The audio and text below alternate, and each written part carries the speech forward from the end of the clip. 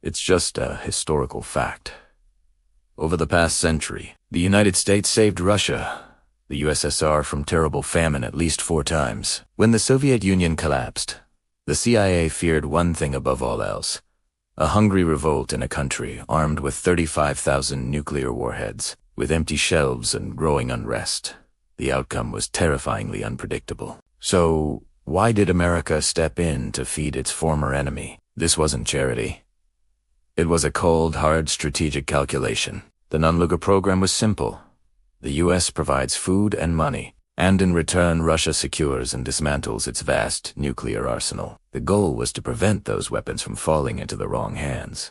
They called it chicken diplomacy. Shipments of American poultry, known as bush legs, became the currency for stability. A fed population is less likely to revolt, stage a coup, or sell nuclear secrets on the black market.